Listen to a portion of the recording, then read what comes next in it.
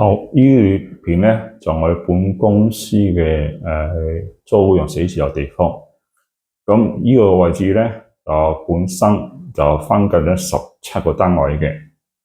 咁喺最高峰期咧就全部租到出去，但係咧而家目前為止咧只得3、4間左右咧。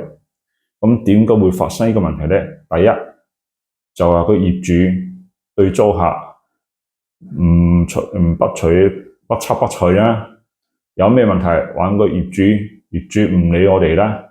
第二就係呢一層單位曾經試過滲水問題，影響超過10個單位。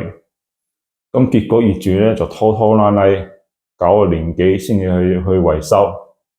維修完之後咧，跟住冇隔咗大概半年左右，又出現滲漏問題，跟住再揾佢哋又唔睬唔睬，唔去理個問題。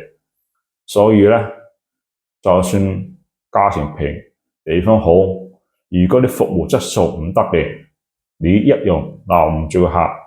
所以咧，結果喺呢半年期間就不斷有租客搬走而諸如此類，而本公司咧都會準備搬走。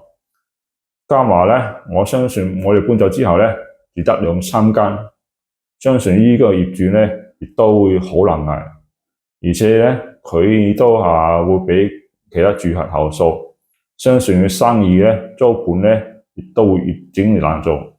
所以服務係一個好重要，誠信一個好重要問題。客人投訴你哋一定要去處理，如果唔處理咧，最後結果就冇晒啲客。OK。